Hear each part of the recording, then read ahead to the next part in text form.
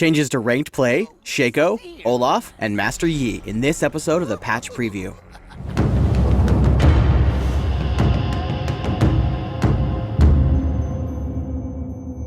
Hello everyone, and welcome to the Patch Preview. We're going to be talking about the changes coming in the next update for League of Legends, and though this video won't cover every single change in the patch, we have selected a few of the more delicate ones to guide you through our thought process. I'm Tamit, and with me this week I have two special guests joining me, lead content designer Morello and senior game designer Yeg. How's it going, guys? It's going well, glad to be here. Hey Tamit, it's good to be back. Yeg, let's start with you. You've been hard at work on the new League system, which is going to drastically change progression in ranked games. Give us the elevator pitch. How is this going to work?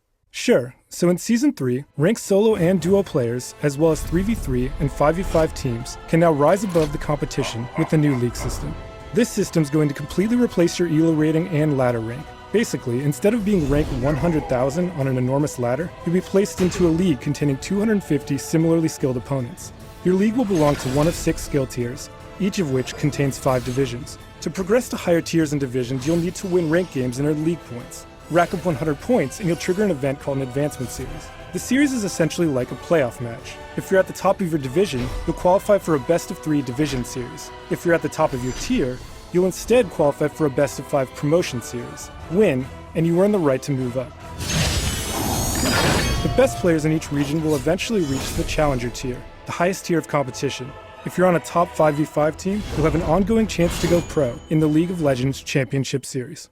This is really exciting news for our players, but I think one question that they're going to have is why we're moving away from the current ELO system. Right, and that's definitely something we want to address. We're switching to leagues for a few reasons. First, we wanted to move away from having a single ladder containing all ranked players.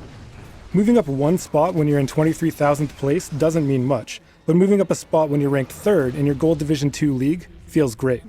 Second, since the system attempts to put you in leagues with your friends, it makes it easier to develop rivalries with players that you care about. Finally, we came up with the idea of the promotion series to let you experience the feeling of being in the finals of a tournament as you advance through the ladder. We think that this system gives players achievable goals and frequent milestones that they can hit as they compete on the ranked ladders, and should help develop a more competitive and vibrant ranked scene. If you want to know more about the League system, we're going to include a link to the FAQ that we prepared for you. Alright, let's move on to the next topic. Morello, Shako is one of those champions who constantly requires tuning, and he's back on the balance board for this patch. What's going on with him this time, and why does he continue to be problematic? The Season 3 leashing changes to the jungle made it so Shako's Jack-in-the-Boxes could effectively tank the monsters for him and really buffed his jungle. While Shako is all about those early game ganks, we think he can still be great at that without being completely out of control like we see now. One thing we are doing is reducing, not removing, the passive slow on 2-shift poison's auto attack. This will have some effect on Shako, but what this really does is make him more reliant on Blessing of the Lizard Elder when he goes to gank. Now we're also going to be tweaking Deceive. What's going on there? While Deceive's range is going down to about what Flash's is currently, the one thing I want to note about that is you're still going to be able to do the cool tricks you're used to doing with Shako, like jumping over walls, brush juking, closing for a gank, things like that. Now, enemy wards are going to be a little bit more effective unless you're really clever about your gank locations, which adds some cool counterplay for the people getting ganked by Shako. We've recently seen a rise in the number of players that build a ton of AP on Master Yi to take advantage of the high AP ratios on Meditate. This is extremely difficult to play against, and most of our players that have to find it really annoying. Let's talk about the changes to address this. While we're really happy to see APE get some mainstream popularity, the ratio on Meditate is just pretty out of control and it needed to be toned down. We're toning down that AP ratio, but we're also buffing the base back up. What this means is you're going to see some ability to kill AP Master Yi when he meta-tanks, but AD is also going to get more use out of the skill than he has previously. Our intention isn't to destroy APE here, it's just to make it so you can kill him if you do enough focus fire while he's meta-tanking. It still has a 2.0 AP ratio, it's still really strong. Our live designers have been suspicious that Olaf might be a bit too strong after the preseason balance changes, but after witnessing Voyboy destroy with Olaf during the LCS qualifiers, I think those suspicions are confirmed now.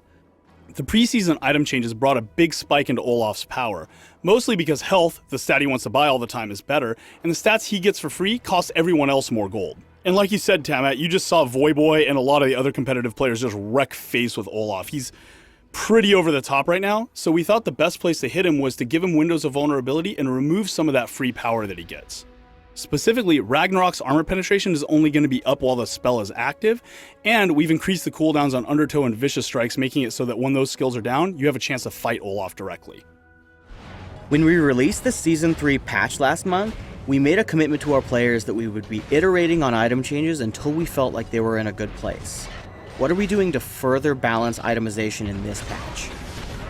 There's a couple of things I really want to highlight in this patch about items. One of these is the addition of Seeker's Arm Guard, a new ability power armor item for mages. This item is designed to give mages a realistic option against physical damage mid laners and also replaces the chain vest in Zhonya's Hourglass. Perhaps most importantly though, this gives mages the option to go cloth armor and 5 potions against really tough physical mid lanes. The other change I really want to talk about here is that we've reduced the health on Giant's Belt. As we mentioned before, health has become a more powerful statistic in the preseason item changes, and Giant's Belt is one of the worst defenders in this case. It has great gold efficiency, you can get it early enough in the game to really bog a lane down, and it has a great number of late game items that it builds into. We've also upped the gold cost on the other 2 big offenders, Warmog's Armor and Sunfire Cape. The other items that build out a Giant's Belt are largely unaffected. They're going to cost the same gold and give the same stats. Alright, thanks guys. That's it for this episode of the League of Legends Patch Preview. Please subscribe to the Riot Games YouTube channel above, and leave us your comment just below the video.